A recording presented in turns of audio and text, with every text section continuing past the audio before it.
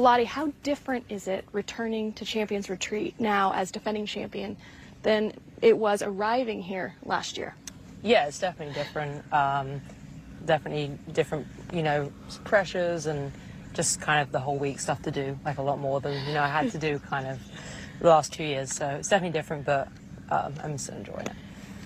You had an opportunity to experience some LPGA majors coming off of this win, and obviously having gone through the win here on such a big stage, how different of a player do you feel like now than a year ago? Yeah, I think a little bit different. I feel like I'm just a lot more confident as a player and a person as well, and just kind of after coming from behind, I felt like I could never be out of it and trusted my game a lot more. So yeah, I think it's been great. Well, speaking of that finish, was there any key moment or key shots on that final round that you look back and you think about how proud you are of how you performed in those moments? I think definitely hole 14 is one that stands out to me. After making bogey on 14 is never a good thing, so that I obviously wasn't that happy after that.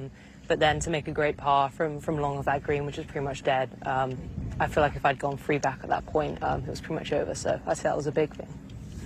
When you think about how this golf course is playing compared to last year, what are the difference? What are people going to notice about how Champions Retreat is playing this year? I think it's definitely softer, the greens especially.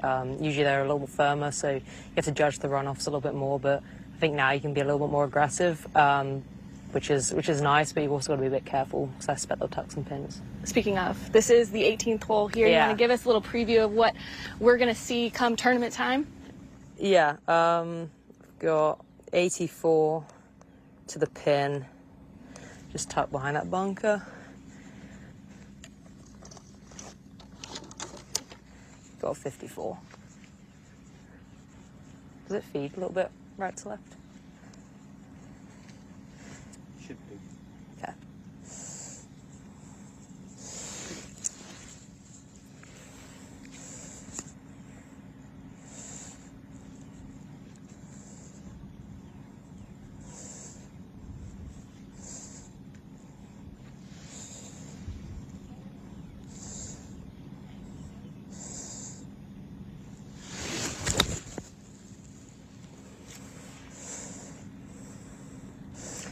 Or it doesn't fit.